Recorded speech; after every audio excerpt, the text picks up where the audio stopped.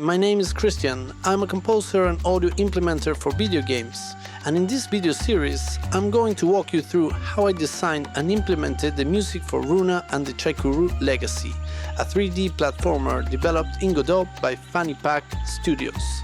Previously, I analyzed the musical structure and function of several sections in the game. The camp, which marks the beginning of the journey, is set in G major and introduces Runa's main theme. This area defines the musical identity of the soundtrack. In the cave, the music transitions from G major to E minor and introduces the first Easter eggs, also reprising Runa's theme with a calmer orchestration. The cascade section holds on a single G major chord, exploring pentatonic and mixolydian melodies until finally resolving in the city ruins. This concludes the first part of the game, where the harmony begins to shift between G major and minor, the true beginning of the adventure. Earlier in the series, I mentioned that as the game progresses, new musical pieces gradually unfold, shaping increasingly complex musical structures.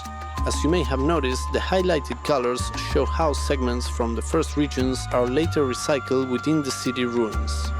After passing through the temple area, where the music returns to E minor and the flutes revisit Runa's theme to mark new abilities, we once again arrive at the city ruins, where the musical structure expands even further. This musical structure lasts approximately 10 minutes and introduces a brand new section, the one we're hearing right now, centered around C minor. It also brings back the flutes in the main loop, symbolizing the new ability acquired after completing the Air Temple. Both the musical form and the individual tracks within each segment feature varying degrees of randomness. All of this musical implementation was made possible thanks to the integration of Wise with Godot.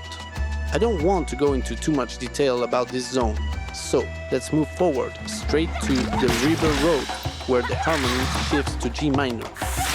But before that, it's worth mentioning that despite these musical forms seeming quite complex, only three main melodic ideas truly stand out. Runa's theme, the warrior's path or golems, and the Chaikurú people, or the Great Sage. We've already talked about Runa's theme in previous videos, where we listened to both the original version and a few of its variations. Now, the Warrior's Path theme appears for the first time around 50 minutes into the game, and it's quite special. It draws inspiration from football stadium chants, something deeply rooted in Argentine culture.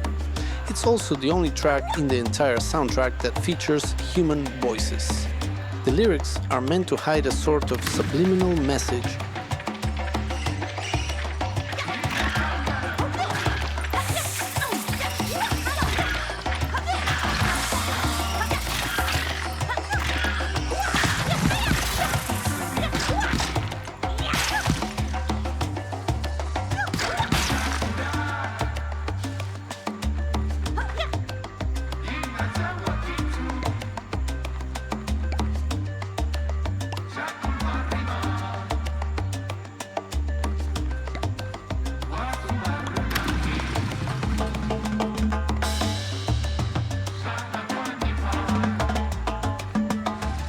Me gustó la canción anterior, estaba buenarda.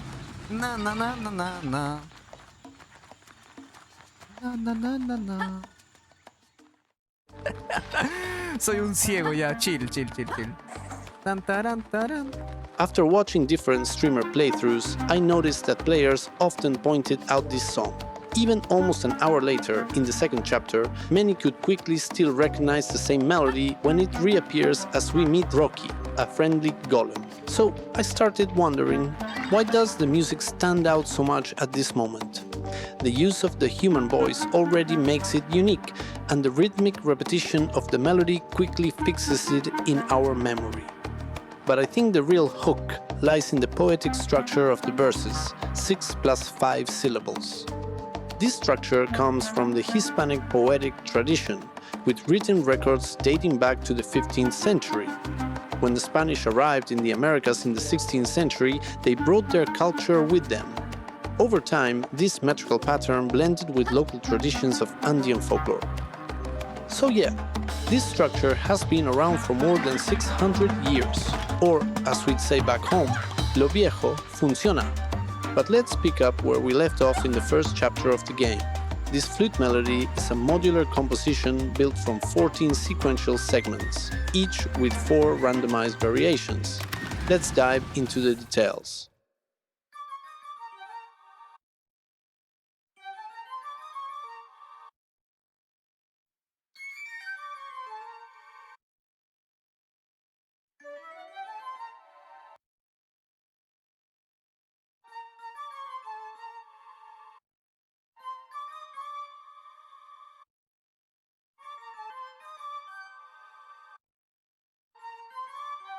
As I mentioned earlier, this melody is generated from 14 modules, each with 4 possible variations, resulting in more than 268 million possible melodic combinations. In these examples, we can see a few of the possible combinations from the first 2 modules, and this one is an example of the final in-game result.